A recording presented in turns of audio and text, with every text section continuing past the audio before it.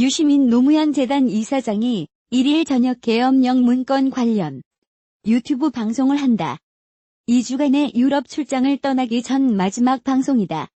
유 이사장이 진행하는 재단 유튜브 채널 알릴레오는 앞서 이날 김정민 변호사와 전우용 한국학중앙연구원 개건 교수가 출연한다고 밝혔다.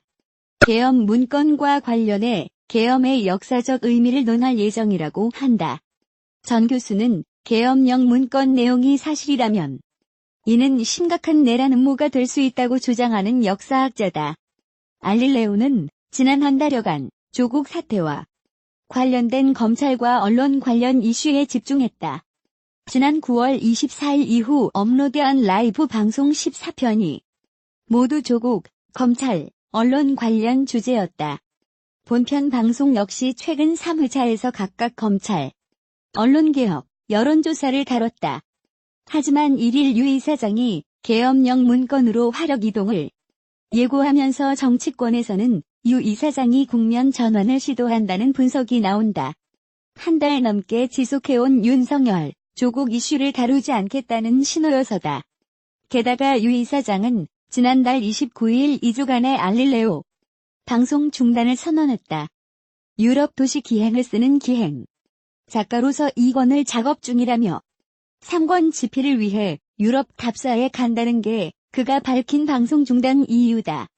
조국 정국 내내 논란의 핵심에 있던 유 이사장이 돌연 해외로 출국하겠다고 하자 한국당 법무특보를 지낸 강현재 변호사는 지난달 31일 페이스북에 갑자기 유럽 휴가 떠나는 유시민 씨, 윤지호처럼 여권 무효되고 조국 동생처럼 휠체어 타고 등장하면 어쩌나라고 적었다. 실제 검찰은 두 건의 유 이사장 고발 사건 검토에 들어갔다.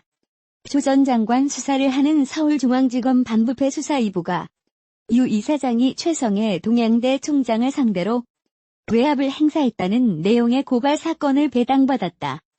유 이사장이 지난 9월 6일 최 총장에게 전화를 걸어 조국 전 법무부 장관 딸의 가짜 표창장 의혹에 대해 거짓 진술을 강요했다는 게 한국당이 낸 고발장 내용 골자다. 시민단체 고발 사건도 있다. 서울 서부지검은 지난달 24일 서민민생대책위원회 민생위가 유 이사장을 정보통신망법 위반 혐의로 고발한 사건을 형사 3부에 배당했다고 밝혔다.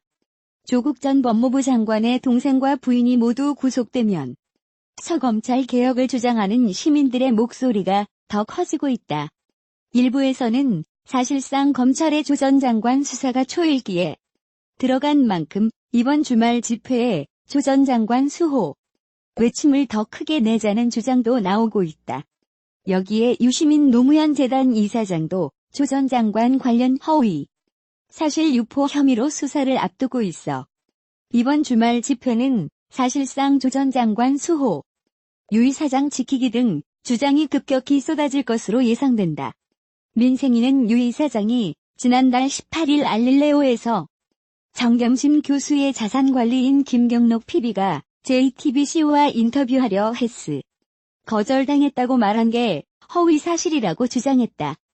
유 이사장이 본인에 대한 검찰 조사, 귀국 일정 등을 출국 전 마지막 방송에서 언급할지 여부에 관심이 쏠린다. 1일 알릴레오 방송은 오후 8시 시작한다. 검찰개혁 사법적폐청산 범국민시민연대는 2일 오후 5시 서울 영등포구 여의도공원 앞 교차로에서 제12차 여의도 촛불문화제를 연다. 앞서 지난달 26일 여의도 국회 인근서 열린 제11차 촛불문화제에서도 집회 참석자들은 검찰개혁에 대해 목소리를 높였다. 주최 측은 검찰개혁을 위해 검찰에 분명히 시간을 줬지만 스스로 할 수 없다면 국민의 힘으로 검찰을 바꿔야 한다라며 국회는 즉각 국민들의 요구에 응답하라라고 주장했다.